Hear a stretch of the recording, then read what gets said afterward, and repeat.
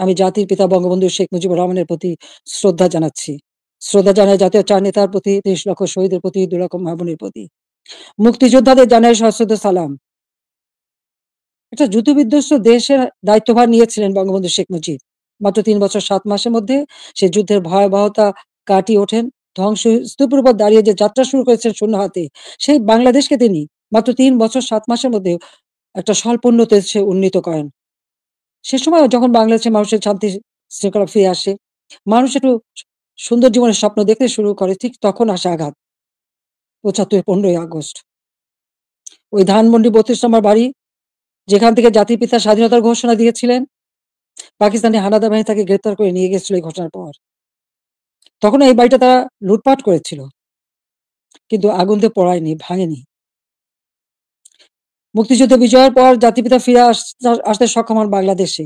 ১০ই জানুয়ারি ১৯৭২ সালে তিনি প্রত্যাবর্তন করেন।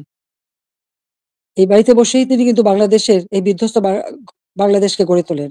রাষ্ট্রপতি হিসেবে তিনি কিন্তু রাষ্ট্রপতি ভবনে থাকেননি, বা প্রধানমন্ত্রী হিসেবে প্রধানমন্ত্রী ভবনে থাকেননি।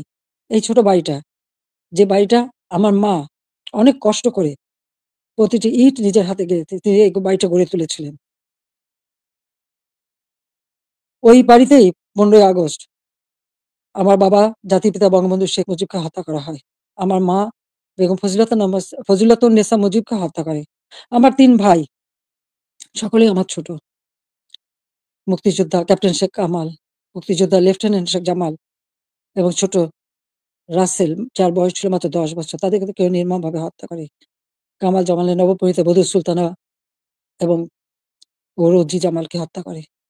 আমার একমাত্র চাচা শেখ আবু নাসের, তিনিও মুক্তিযোদ্ধা, পঙ্গু ছিলেন। ঘাতকের নির্মম বুলেটের আঘাতে তিনিও জীবন হারান।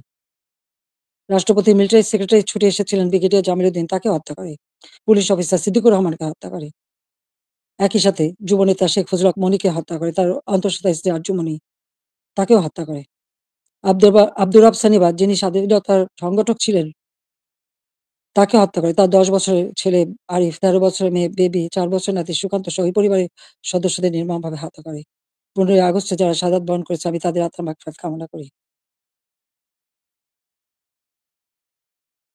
বাংলাদেশের ইতিহাসের সাথে ছাত্রলীগের ইতিহাস জড়িত। জাতির পিতা বঙ্গবন্ধু শেখ মুজিব বলেছিলেন, ছাত্রলীগের ইতিহাস বাংলাদেশের ইতিহাস। প্রতিটি সংগ্রাম, মুক্তিযুদ্ধে ছাত্রলীগের অবদান রয়েছে। ৭৫ এর পর গণতান্ত্রিক অধিকার প্রতিষ্ঠার জন্য যে সংগ্রাম করি, সেখানেও শহীদের তালিকায় ছাত্রলীগের সংখ্যাটাই বেশি। বারবার আঘাত এসেছে, একের পর এক কূ হয়েছে, হত্যা, কূ, ষড়যন্ত্রের রাজনীতি শুরু হয়েছে। সেখান থেকে বাঙালি জাতিকে উদ্ধার করে